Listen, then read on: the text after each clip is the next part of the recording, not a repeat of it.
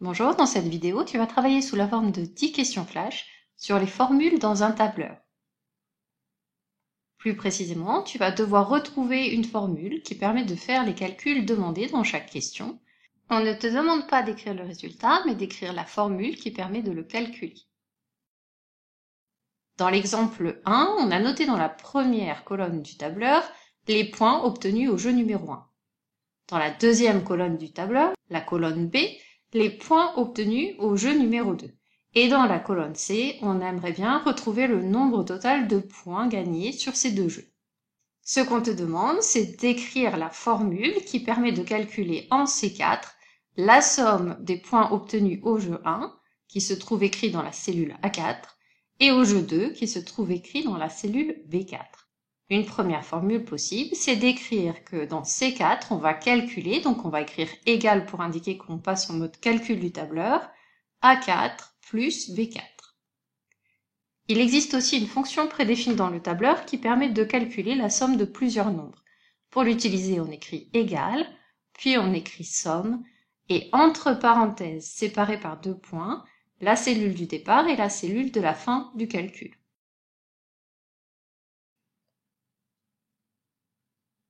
Dans l'exemple 2, on me demande la formule de la case B2. Dans cet exemple, c'est un programme de calcul. Dans la colonne A, on écrit un nombre au hasard. Dans la colonne B, on multiplie ce nombre par 3. Et dans la colonne C, on ajoute 2 au résultat obtenu dans la colonne B. Pour trouver la formule écrite en B2, je vais prendre le nombre qui se trouve dans la cellule A2 et le multiplier par 3. La formule qui correspond, c'est égal à 2 multiplié par 3. Et on sait que le symbole de multiplication dans un tableur, c'est le symbole étoile. Dans l'exemple 3, c'est le même programme de calcul, mais cette fois-ci, j'aimerais connaître la formule qui se trouve dans la case C2, qui permet donc de trouver le résultat final de ce programme de calcul. J'ai deux façons de le calculer. Soit je dis que le nombre dans la case C2, c'est le nombre calculé précédemment auquel j'ai ajouté 2, c'est-à-dire le nombre en B2 plus 2. Voilà une formule possible égale B2 plus 2. Ou bien je repars du nombre de départ et je dis que ce nombre, je vais tout d'abord le multiplier par 3, j'obtiendrai le résultat de B2, et j'ajoute 2 au résultat, ce qui me donne comme deuxième formule possible égale A2 fois 3 plus 2. Voilà pour les rappels sur les formules. Prépare maintenant la feuille sur laquelle tu vas pouvoir écrire les réponses aux questions qui vont suivre. Et lorsque tu es prêt, on commence. Question numéro 1. Quelle formule a été écrite en B4? Le programme de calcul consiste à multiplier un nombre par 3.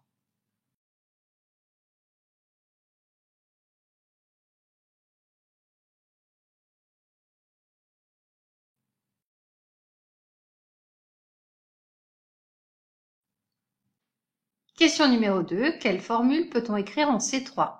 Dans la colonne A, j'ai le nombre auquel je pense. Dans la colonne B, je multiplie le nombre par 3. Et dans la colonne C, j'ajoute 5 au résultat obtenu dans la colonne B.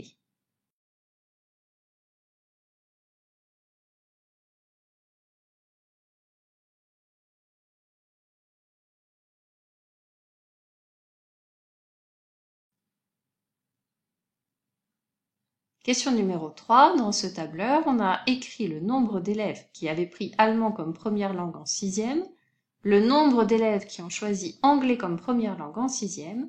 Il n'y a pas d'autre choix de langue possible en 6e.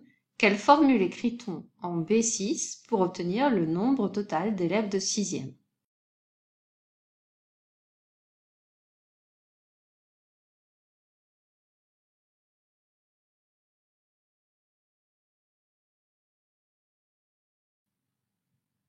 Question numéro 4.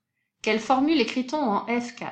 Dans cet exercice, j'ai noté le nombre d'élèves qui ont choisi allemand première langue en 6e dans la colonne B, en 5e dans la colonne C, en 4e dans la colonne D et en 3e dans la colonne E. J'aimerais connaître le nombre total d'élèves qui ont choisi allemand première langue.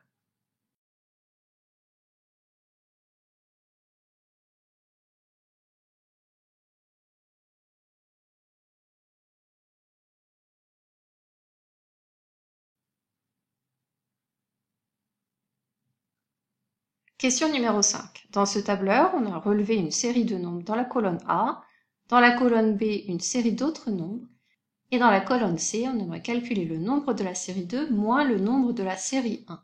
Quelle formule doit-on écrire en C3?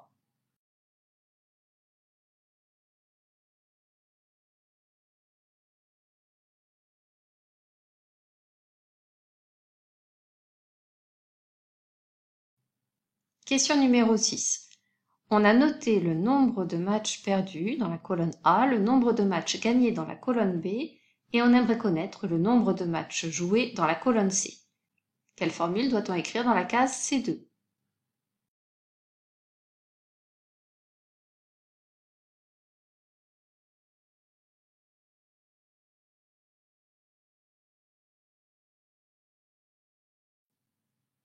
Question numéro 7. Il s'agit du même tableur, sauf que cette fois-ci la colonne vide et la colonne B.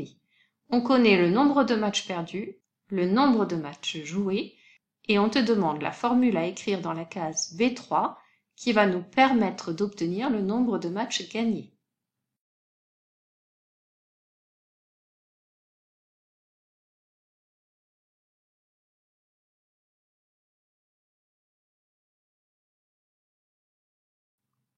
Question numéro 8. Dans ce tableur, on a le nombre d'élèves externes de chacune des divisions, le nombre d'élèves demi-pensionnaires dans chacune des divisions.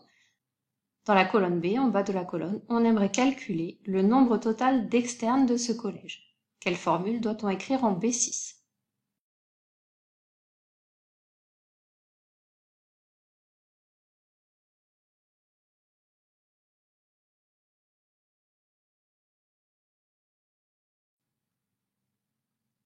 Question numéro 9. Il s'agit du même tableur, mais cette fois-ci, on demande la formule à écrire dans la cellule C6 de façon à obtenir le nombre total d'élèves demi-pensionnaires.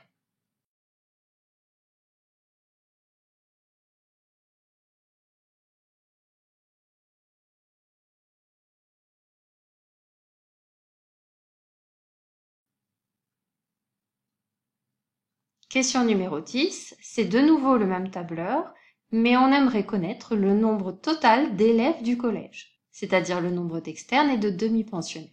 Quelle formule doit-on écrire dans la case C7?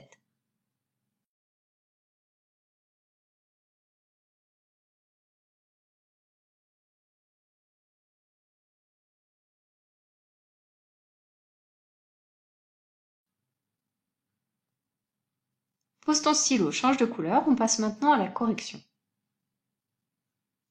Pour la première question, dans la cellule B4, je dois multiplier par 3 le nombre écrit dans la cellule A4. La formule que je vais écrire, c'est égal à 4 multiplié par 3.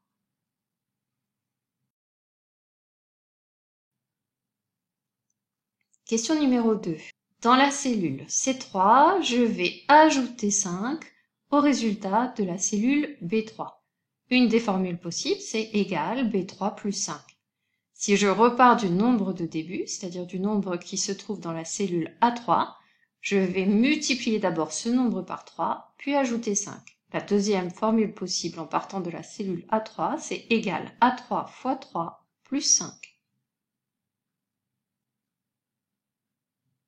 Pour la question numéro 3, j'aimerais calculer le nombre total d'élèves de 6e. Je vais donc additionner le nombre d'élèves qui font allemand première langue, ce nombre se trouve dans la cellule B4, et le nombre d'élèves qui font anglais première langue, ce nombre se trouve dans la cellule B5.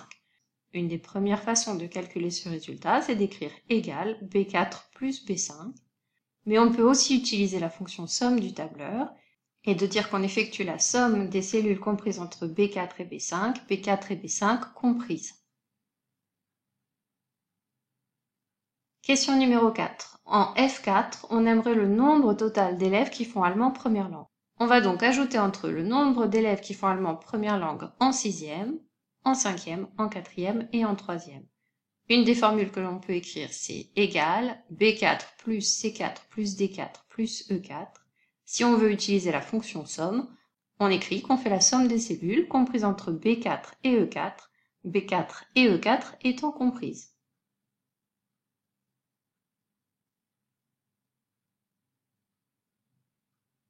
Pour la formule écrite dans la cellule C3, je veux calculer la différence entre le nombre qui se trouve dans la cellule B3 et le nombre qui se trouve dans la cellule A3. La formule à écrire est égale B3 moins A3.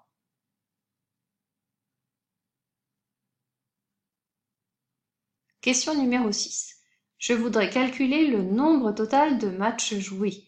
Je vais ajouter le nombre de matchs gagnés au nombre de matchs perdus. Une des formules possibles, c'est d'écrire égal A2 plus B2. L'autre formule, c'est égal somme entre parenthèses A2 de point B2. Question numéro 7. Je veux maintenant obtenir la formule qui permet de calculer le nombre de matchs gagnés. Le nombre de matchs gagnés, c'est le nombre total de matchs joués moins le nombre de matchs perdus. La formule est donc égale C3 moins A3. Question numéro 8. J'aimerais calculer le nombre d'élèves externes. Donc faire la somme des nombres compris dans les cellules allant de B2 à B5. Je peux soit écrire égal B2 plus B3 plus B4 plus B5, soit écrire égal somme entre parenthèses B2 de point B5. Question numéro 9. On veut maintenant calculer le nombre d'élèves demi-pensionnaires. Je vais donc ajouter tous les contenus des cellules allant de C2 à C5. Je peux écrire égal C2 plus C3 plus C4 plus C5, ou bien écrire égal somme C2 de point C5, entre parenthèses.